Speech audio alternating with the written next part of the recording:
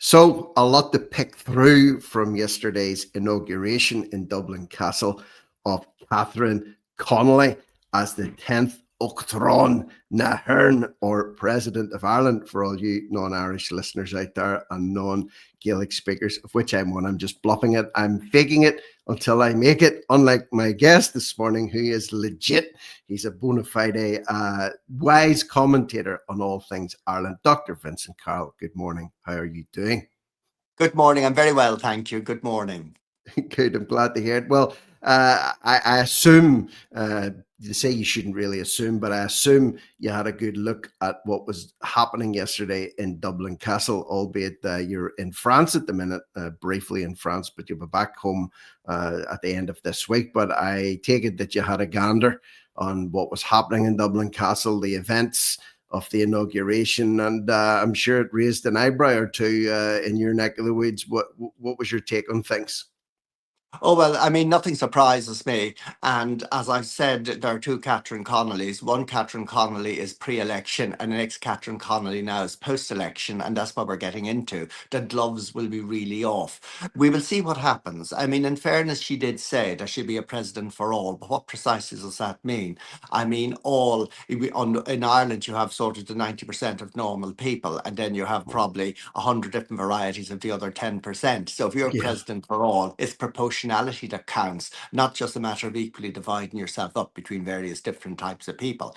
But I mean, it's over now. The inauguration ceremony is over. I mean, various speeches can give some idea as to where priority will be. There was nothing new, particularly there, in what she said that she hadn't already hinted at or said, and that other commentators could probably say this is the way it's going to go. But there's absolutely nothing that gives me confidence. Let me be very No. clear about that. This country is in for a rough 7 years of damage to our international reputation, and that's how I take on it now. I'm not being unfair. I'm being reasonable based on what has already been said, and there's no conjecture there. I want to be fair and reasonable, and I'm very, very concerned.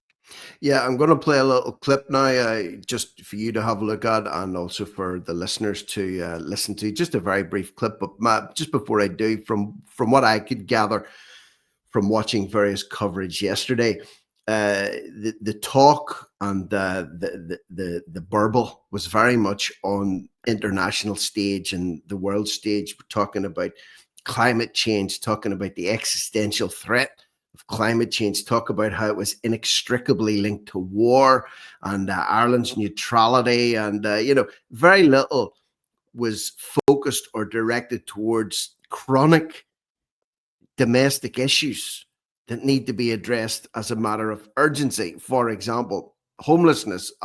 She did allude to the fact that she believed it was a fundamental right for every Irish person to have a house, despite the fact that homelessness rates are literally breaking records month on month. They're creeping higher every single month of this current government. Health wasn't mentioned. The immigration business wasn't mentioned, but of course she wants to be inclusive in Ireland for all. But let's hear what she says briefly, and then Vincent, you can give me your thoughts and opinions on this little portion of the speech here. As I assume the privilege of office, we face existential threat of climate change and the threat of ongoing wars. Both, of course, are inextricably linked.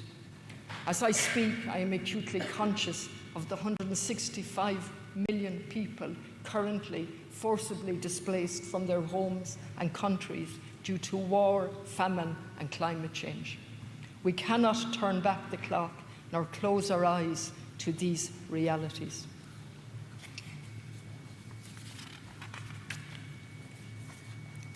These are the challenges of our times, and our actions or inaction will determine the world our children and grandchildren will inherit. It is both an individual and a collective challenge, and one which obliges us to reflect on the way we live and interact with our world and with each other. It is also the responsibility of those entrusted with public office to come together both nationally and internationally to lead and to create the conditions for a sustainable existence on our planet. Wow. So she's thinking big there. She doesn't mention Ireland once in that little portion. If you notice, she mentions the world, she mentions international, she mentions our planet, but no mention of Ireland. No, I mean, she is backing a disputed science. It's as simple as that. Some describe it as a pseudoscience, the whole area around climate. I mean, climate is something that, has obviously been there to a greater, for forever, since the beginning of the Yeah. world. I mean, look at the ice ages, for example. Look at the medieval warming period. Look at the Roman warming period. Look at the mini ice age from about 1450 to about 1850. I mean, the world goes through cycles, and it's no harm focusing on that and getting to know and learn Mhm. about that, because it was a whole neglected science, but now it's been hijacked by what I would describe as a pseudoscience. Something that is a speculative idea has been elevated to the status of a gospel, and I mean, there is no contrarian viewpoints allowed. And like many world leaders, unfortunately, she's bought into this, and unfortunately she's pushing that agenda. But we must ask why. I mean, why would somebody of not of a scientific background, for example, suddenly devote a large chunk of their inaugural address to an issue of science, and a disputed issue at that?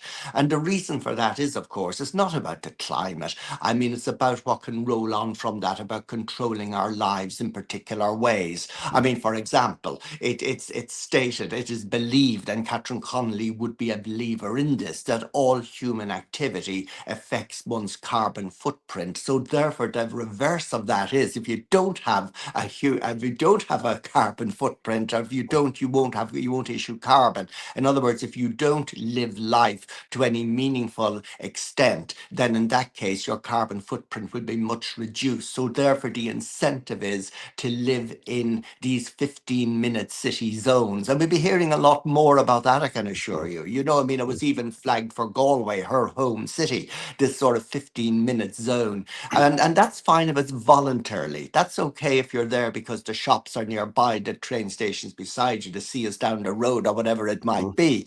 But I mean, we came across this in lockdown, didn't we, with the whole sort of COVID stuff. And what was the slogan then? We're all in this together. But we were Yeah. not all in this together, simply because some people lived in balconies on inner cities with views of traffic and nothing else, and other people lived down by the seashore or whatever. So we were not in all of this together. It was completely unequal. And the same applies to climate science as well. We won't be all in this together. I mean, there will be those who circumvent it, either from a company point of view by buying carbon credits, or from an individual point of view by simply ignoring the situation and having the wherewithal and the finance to. I mean, what about, and it's an old chestnut, I suppose, people talk about the private jets going to Davos for the WEF and all, and then talking about climate and all that. I mean, the hypocrisy is rank. The hypocrisy is everywhere in this whole pseudoscience. And I'm very disappointed that she has bought into it. But, it's what we expected. At least she flagged it in advance. There are no surprises there.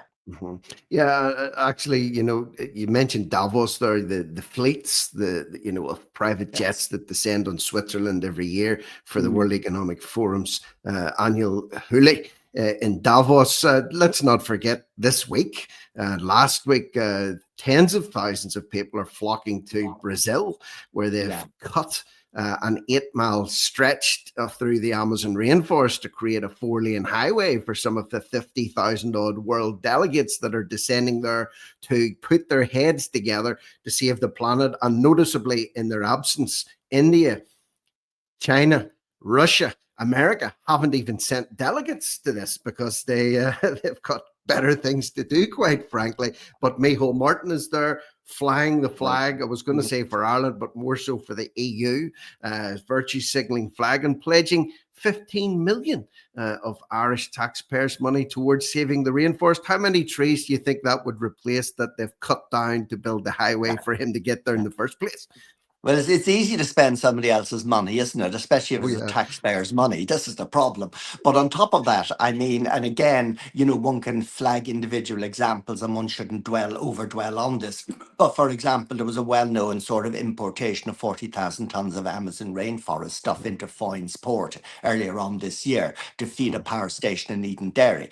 I mean, is this sort of, and our carbon, therefore we're carbon neutral, or we're carbon, sort of getting in the right direction from a climate point of view, from the pseudoscience point of view, because we close down our bogs, but yet we import other people's rainforest material. So they've got the carbon hit and we haven't got the carbon hit. So, I mean, this is the hypocrisy that goes round in circles. But you mentioned India and China and countries like that were not at it, and they have better things to do. But not only that, they also have a free pass, because there's over 200 coal-fired power stations currently being built in China. Yeah. And I mean, they'll have a life expectancy of probably about 40, 50 years. There's a number of India and there's a number of Indonesia as well being built. And these are coal-fired power stations that are going forward. They're in the presence of construction currently. This is not something, you know, that happened a few years ago. They're currently being constructed. And the reason for that is China has vast resource of coal, as have India. And they're not going to listen to us when somebody sort of over in the Western world says, you know, you have to be carbon neutral or something Close like them that. The down. point Close is, them they have, down. this is it, they have the free pass. This is the trouble. They get the free pass, but our farmers are at the receiving end, thanks to people like Catherine Connolly and others who purvey this pseudoscience and make it into something that is has the appearance of being a real science. And of course it's not, it's a disputed science, and that is the problem. She shouldn't be Yeah. buying into this, she should be even-handed, and she should be supporting Irish industry, Irish people, Irish farmers, Irish producers and Irish consumers. Well said. And you know, I'm looking at. I was jotting a few lines down when she made that little speech there. She talks about 165 million people have been displaced across the planet because of climate change and or war, which she describes as being inextricably linked. Now that is a moonshot of a link if ever I've seen one. I mean, you can equate war with many things. I don't think anybody's battling at the minute because of the weather in Mogadishu, for example, or in South Sudan. I know things are bad. There's a drought, there's a famine there, but that's not why they're killing each other, is it? No, no, no. I mean, there's ethnic conflict. There's intergovernmental conflict between different countries. Of course, there is the climate, and you know, there's winners and losers with the climate, and there always have been. I mean, Ireland Yeah. was a big loser during the Ice Age, obviously, and we were a beneficiary during the medieval warming period. I mean, this is sort of just the way it was. But oddly enough, civilization has shown its maximum advances during periods of global warming. People don't know that. I mean, the Roman warming period coincided with the maximum expansion of the Roman Empire, for example. I mean, you can go on and on about that. I mean, famines occurred, including a horrendous famine in China that I wrote about this morning that killed 13 million people. And I think it was 1876 as a result of an elevated El Nino effect, which is the Pacific Ocean currents that affected climate. And this is science. I mean, this is real science. This is, although mind you, it's fairly modern science because it's something that's only being sort of recognized in recent times. But we do follow the various sort of global warming and global cooling events that occur as a result of natural events within the planet, within climate. And these are examples of how climate, yes, by all means, has affected human health throughout the ages. I mean, it was speculated as well, and political events to some extent as well, that there were famines in Europe in the late 1780s, 1776, 1777, 1778, which probably triggered the French Revolution of all things by creating massive discontent. So you can tie up all of these things by all means, and you can speculate, and there is science involved there. But we're talking about a pseudoscience, a contested science, a points of view that have political overtones. I mean, it's funny with these climate scientist people, they immediately start from the point of view that climate science is a fact. Then they work backwards, cherry picking the facts as they see them and cobbling them together to make their argument, rather than start off from a position of utter neutrality and see where the facts lead you, which is, of course, is what true science is. But anyway, that's Catherine Connolly. She has our point of view made up, and she will purvey that for the next 7 years, and we and the Irish consumers and farmers will be at the receiving end of that. Indeed. Well, again, she has a very broad view when it comes to her role in the world at the minute. She's talking about intergenerational actions that we can take that will affect our children and our children's children on the globe or on the planet. But again, My view very much is this: like, if you can save the planet, knock yourself out. If you can eradicate war, knock yourself out. These are all good things. If you can help everyone that's destitute, wonderful. Let's get it done. But if you can't take care of the small problems, relatively small problems on the world stage, on your own back doorstep, you don't step over those problems and say, right, forget that, we're gonna save the world. That's why I'm referencing that 165. She talks about 165 million displaced, but she doesn't talk about 16,500 Irish people, or people in Ireland, should I say, because they're not all Irish people that are in temporary accommodation on her own doorstep. So let's look at another little speech she made here. She was flanked by little Michael D, and Leo Varadkar managed to squeeze his way right up to the front of the stage there. An assorted rogues gallery. We had Harris and Micheál Martin up there. It was a sight to behold. But let's hear what she said from the platform when it came to her left wing coalition she was giving a nod and a wink to, that got her into the Aras. So let's hear what she says about them. And before you, humbly and proudly, as the 10th President of this beautiful country. The people have spoken and have given their President a powerful mandate to articulate their vision for a new republic. A republic worthy of its name, where everyone is valued and diversity is cherished, where sustainable solutions are urgently implemented, and where a home is a fundamental human right. The change that led to this joyful day began with a small group of elected representatives and volunteers facing what appeared to be insurmountable challenges.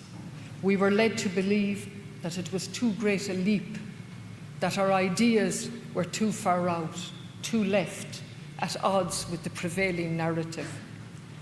In shared conversations all over the country, however, it became evident that the dominant narrative did not reflect or represent people's values and concerns. Wow. What do you make of that? Well, first of all, there's a major inaccuracy, isn't there? I mean, she spoke about her mandate. Her mandate is about a quarter of the population, three-quarters of the population that voted for her. She's not my president. She's not the president of most people I know. She's somebody who got in on about a quarter of the electorate. So that is not a mandate. That is not democracy. I don't know what it is, some form of a pseudo-democracy. It is not a genuine democracy. And even before that happened, obviously worthy people were curated out of the situation. They were not permitted to have their names on the ballot paper. I mean, it's a manipulated democracy. I mean, you know, in the old days, the Stasi could be proud of that. I mean, that is sort of a smart move by the left. But she did say something else on a more frightening sort of basis. She spoke about, and it sounds superficially okay to say this initially, about a home as a fundamental human right or something along those lines. I mean, we're coming here to the concept of the delimiting of property rights. And there's going to be, within this lifetime of the Dáil Éireann, there's going to be an attempt to delimit property rights, because there have been attempts in other Dáils, previous Dáils, that fell because the governments fell, to delimit property rights. We're talking about a situation where everybody, not just Irish citizens, where everybody will be entitled to be accommodated according to their needs. Now, that's language used in a private member's bill proposed by People Against or People Before Profit. But, you know, by and large, the major legacy political parties are supportive of the idea that a person should be accommodated according to that. For example, what about my needs? What about other people's needs? I mean, supposing if you have a family and the family move on and your 4 or 5, whatever bedrooms are no longer needed. Now, are you really accommodated according to your needs? And then they speak about the common good. Whose common good? It's never my good, the common good. It's always somebody else's good. And this is the problem there as well, that you will find in proposed legislation. Now, we're talking about Catherine Connolly in her role as president. Obviously, any form of legislation that's passed in Dáil Éireann will go in front of her for review, because that's the purpose of the presidency. What do you do? Do you sign off on it? Do you refer it on via the Council of State to the Supreme Court for judgment or whatever? And that's something that is her role. It's a role that presidents seem very, very sort of loath to take, but it is the fundamental and most powerful role a president actually has. Now, if she is intellectually and philosophically aligned up with the concept of the delimiting of property rights, now you have a serious problem. You have a Dáil, you have a legislation that can be waltzed through the Dáil and then brought to the Áras an Uachtaráin and signed off on. That, in effect, could delimit property rights. It could mean that the government could, in effect, nationalise your home through a variety of other reasons. I mean, you can overtax it to such an extent that it's not sustainable for you, or you can simply do what has happened in other democratic countries in the past. Let us remember, the old Czechoslovakia after the war was a democratic country, but it voted left of centre, and that left of centre allowed the delimiting of property rights in what was a democratic country and the confiscation of property rights. Then, of course, it morphed into a communist dictatorship. But the point I'm making is there's a long history throughout Europe, and there's a long history in Dáil Éireann as well, of people flouting the idea of the delimiting of property rights by accommodating people according to their needs. So if that happens, Catherine Connolly will be no friend of the average property owner. And you know, for historic reasons in this country, we're kind of addicted to property. Not everybody tries to have something, no matter how small. We all do our best to get something. It's important to us as a nation, as a people, and there's historical reasons for that. And here comes a left of centre ideologically opposed to private property. And that would deeply, deeply concern me, because it concerns the vast majority of Irish people, those of us lucky enough to have something and those of us who aspire to something. We're all in the same boat here. Yeah, that's a very interesting point you made, because when someone maybe would have been listening to that speech, that their ears might have pricked up for the better, saying, "Oh, housing is a fundamental right for all. She wants to house the Irish. She wants to make sure every Irish person has a house or a roof over their head." But when she talks about housing for all, bearing in mind, like I said, the amount of people flooding into the country at the minute, the fact that the government have already bought the City West complex at Sagart to the tune of 150 odd million euro, plus 50 acres of ground around it, that they purpose to be a hub for at least the next 25 years to house thousands upon thousands upon thousands of asylum seekers. They say that's part of a longer term plan that they have. You mentioned also Catherine Connolly would be no friend to the property owner. Let's not forget, what were we discussing over the last 2 to 4 weeks? The fact that she was being questioned and grilled over her work as a barrister for vulture funds to evict Irish tenants or homeowners. So has she not already, I suppose you could say, bared her teeth in that respect when it comes to, her, let's just say, stance on or ruthlessness when it comes to dealing with people that maybe do own or rent their own properties?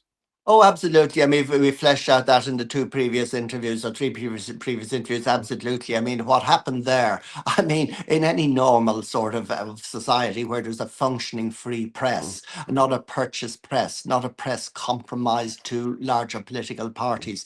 I mean, if we had a free press, this would have been, I suppose, fleshed out. And I doubt it if Catherine Connolly would have got elected on that alone, on the fact that she has a history of working with banks to confiscate homes off people, repossess homes, decent people who did their best, and people who fell foul of the banking system. But some of the banks were utterly ruthless in going back after people, and they needed ruthless legal people, ruthless barristers to do their ruthless work. And it appears from the evidence and from her own personal disclosures that Catherine Connolly was one of those. Though she had very little to say about it, but she didn't deny it. And by not denying it, it's reasonable to presume that she was up to her neck with it. But the other thing about the whole thing about the property rights are, I mean, look at a situation. Supposing if you are a retired couple, and supposing if your family have moved on, you have these empty bedrooms, and they're there for your children and their spouses or whatever when they might return. Occasionally, visiting Christmas house or whatever. And then Muhammad and his 4 wives and 10 children arrive around the country, and he's looking for his accommodation as well. Now, if property rights are delimited and if people must be accommodated according to their needs, would Muhammad and the 4 wives and the 10 children or whatever not get your house and you be reaccommodated in a 1 bedroom apartment somewhere else? I mean, as I said, that has happened in Europe before. It's happened in the old Czechoslovakia. It's happened in other countries. This is something which there's a history. It can happen. It's not something that cannot Yeah. happen. It's a stroke of a pen up in Ars and Uachtaráin that okays legislation slip through the door. That's all that's needed to make that scenario happen. And Catherine Connolly is in place to do that. Now, it may never happen because it may never get past the door. I mean, remember, hate speech fell at the last hurdle. And that's another bill that's going to be coming her way, hate speech. And she's ideologically okay with signing off on that.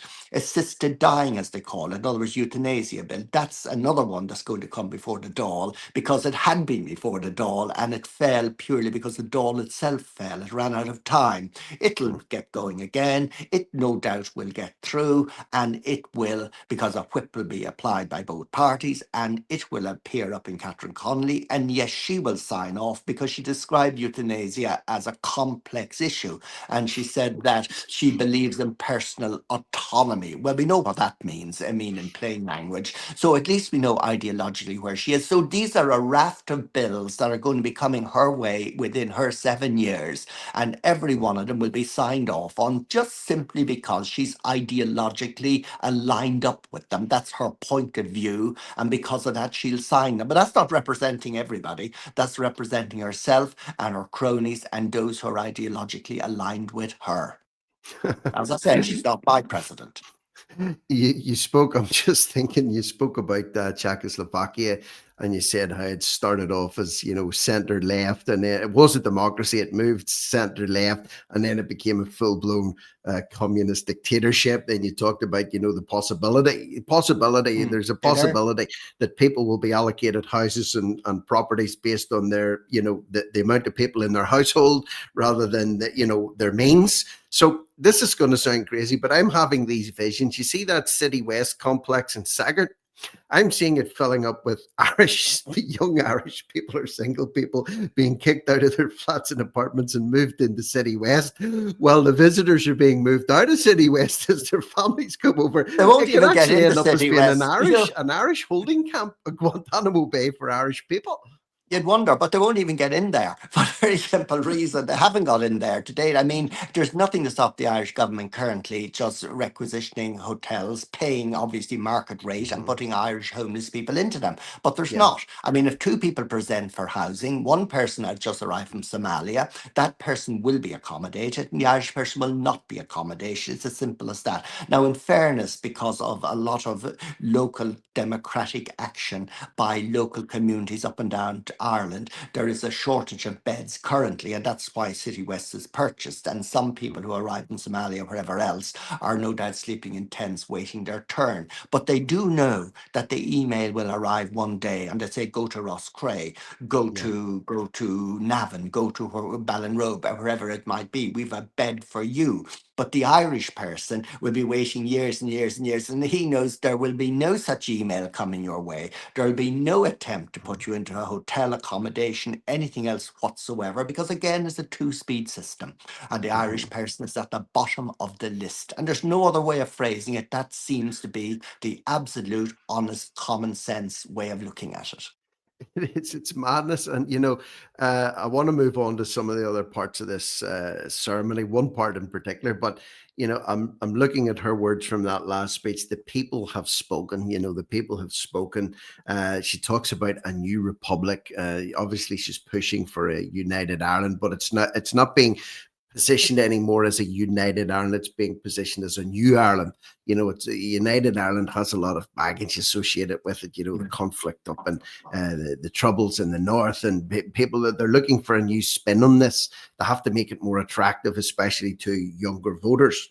Arguably, the ones that actually voted, the ones that did vote, the 1 in 4 that did vote for Connolly probably come from a younger demographic.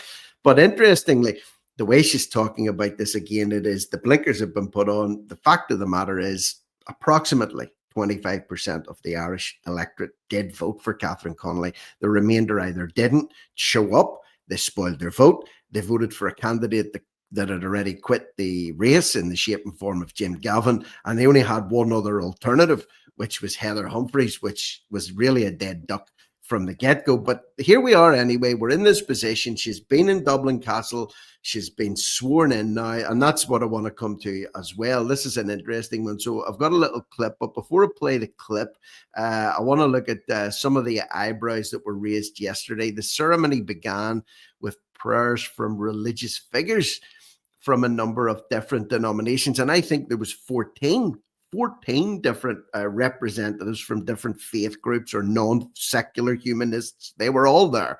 I think the only thing missing was outright Satanists, which is surprising considering half the stage would have probably aligned very closely with them. But they said there were Catholics, there were Quakers, there was Islamic, Presbyterian, Methodist, Jewish, Greek Orthodox, humanist leaders. And interestingly, Connolly had to swear an oath because people were asking the question, did she swear the oath to Almighty God? Now, I believe in the Constitution, there is no alternative but to swear an oath to Almighty God. Now, Connolly she calls herself a religious or pretty much an atheist. She has no belief in God or a higher power. So she had to take an oath to Almighty God to carry out her work and be directed by Almighty God. And even the Irish Times, Vincent, commented on this to say this was farcical because effectively she's made herself out to be a liar and lacking in integrity from the get-go because she's swearing to a God that she doesn't believe in to direct her.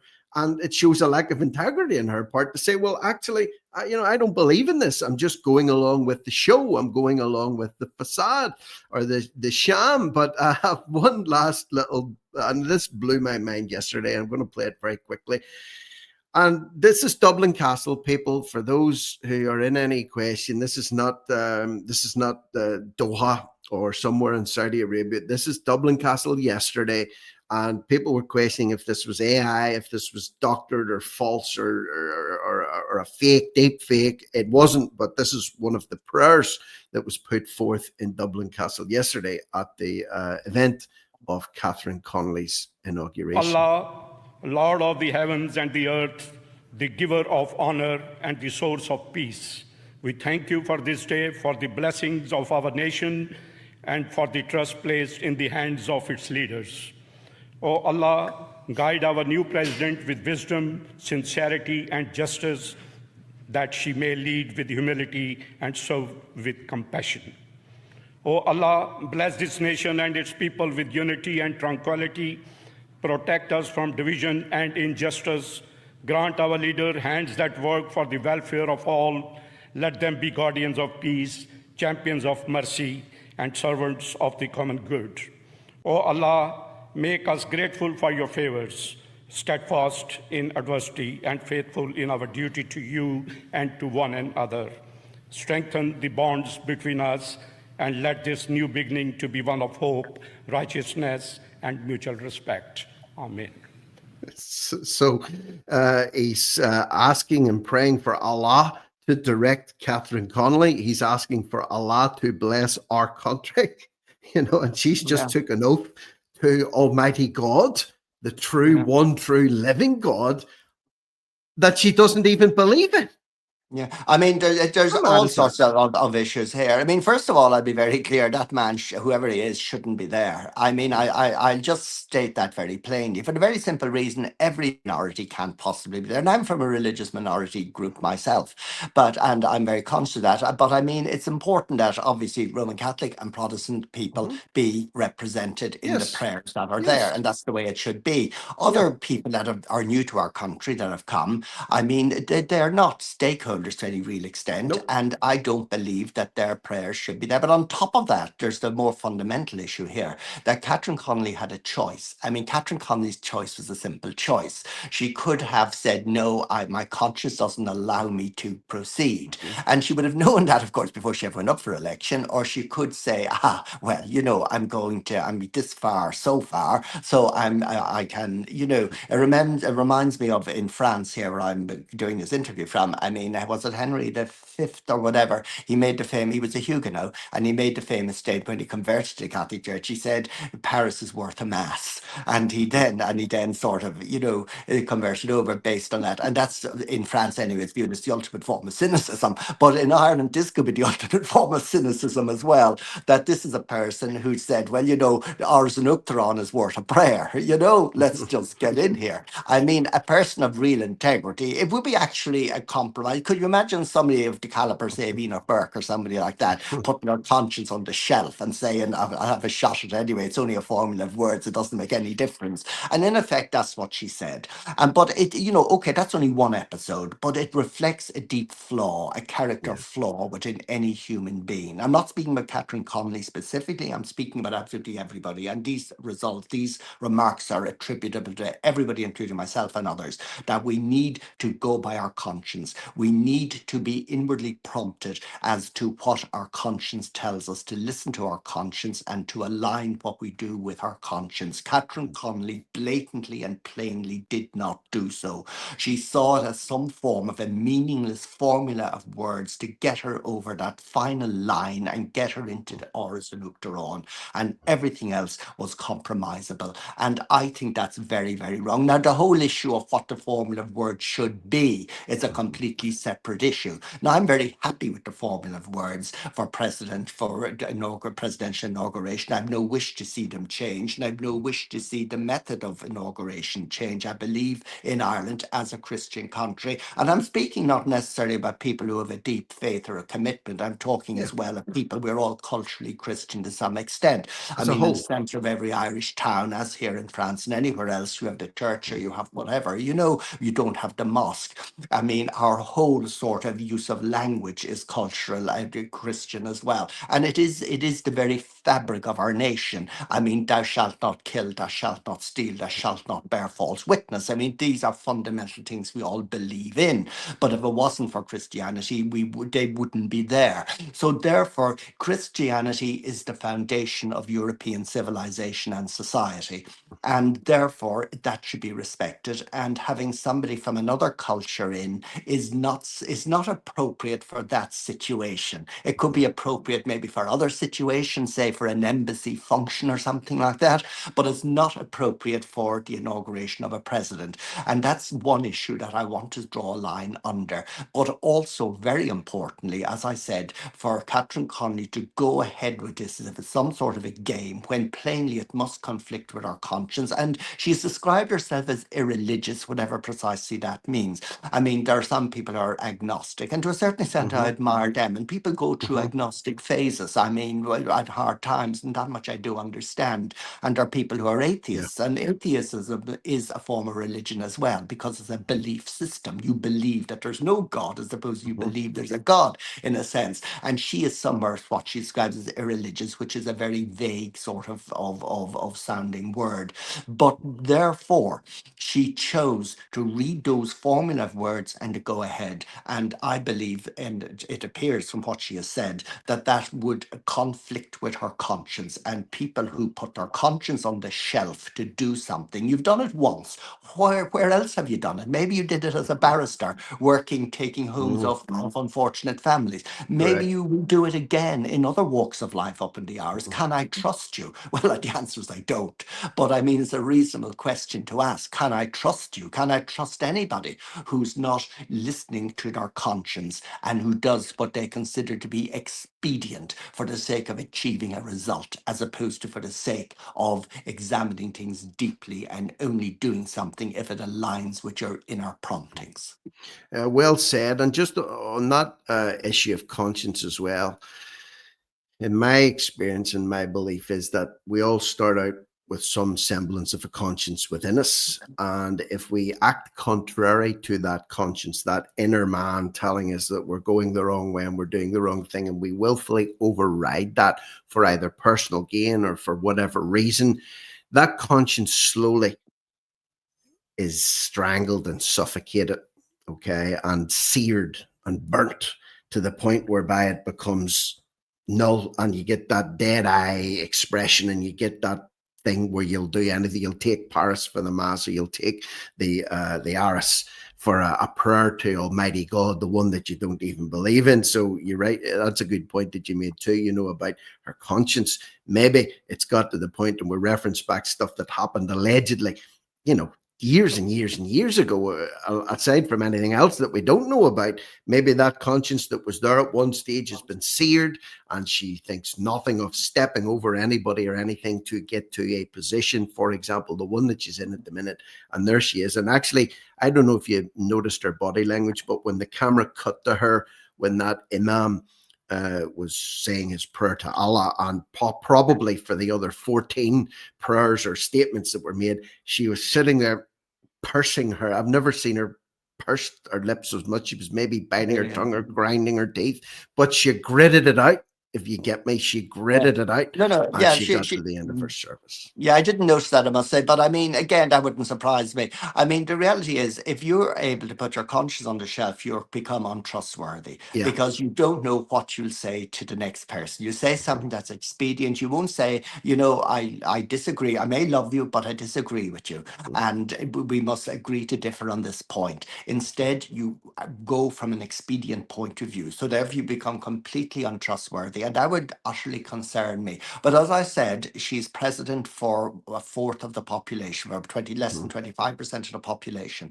I mean, she's not a president for everybody else, but unfortunately, legally she is. She'll be representing this country for 7 years going forward. And to be honest with you, I dread that for the very simple reason you're not representing me. You're not representing most people I know. You're saying things, doing things which portray an image of this country which is at variance to what most of us would like this country to be viewed as. We're going to be coming across as a hard left, uncompromising, anti-American, anti-European, I'm going to say European, I'm not referring to the EU, anti-Europe people. We're going to be somebody who is antagonistic, unnecessarily antagonistic to our friends, to our diaspora, to Irish people living abroad, maybe for generations, who look to Ireland idealistically for leadership, for moral authority, and indeed for conscience. But none of that will be coming from Áras Uachtaráin. And I think that puts a wedge and a division between Ireland, her diaspora,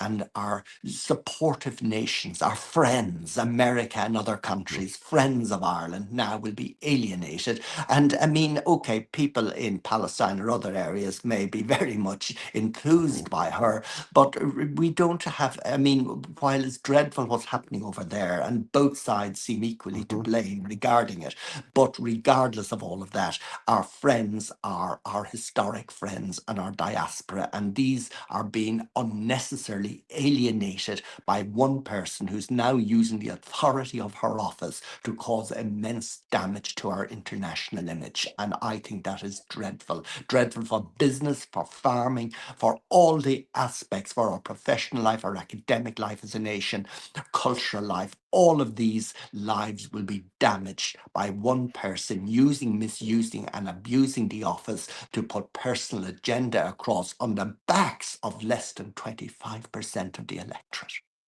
Do you know what? Just sitting listening to you talk there, in a equal and balanced society, also the amount of fawning and gushing that was going on around this ceremony yesterday from the main political parties, from all the mainstream media, legacy media outlets. That you saw the pomp, the ceremony, the virtue signaling, the fawning that was going on over this woman.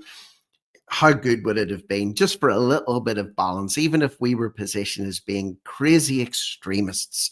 They could have slotted this little section that we have just recorded in and say, listen, just for the purpose of balance, I want to let you hear Rick Munn and Vincent Carroll. They're gonna give us their view on this whole business, and it's not very nice and it's not very pleasant, but it's their opinion, and you can take it or leave it. How nice would it have been to have that as some kind of balance? But somehow, Vincent, I don't think you're going to But you be know what, getting we're the honest. call. We're honest because We're there's nothing honest. in it for any of us. So Correct. there's Correct. nothing in it for me, and I reckon there's nothing in it for you this morning. So because of that, I mean, we simply can speak the truth, speak honesty, and speak Yeah. as we feel.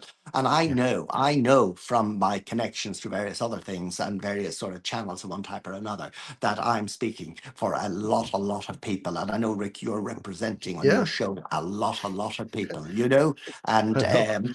we're being excluded. I mean, any contrarian viewpoints are, if they're not sort of running off the main, are being excluded, because what Ireland lacks is a free press that is free and will hold government to account. And one of the hallmarks of a democratic society is a free press.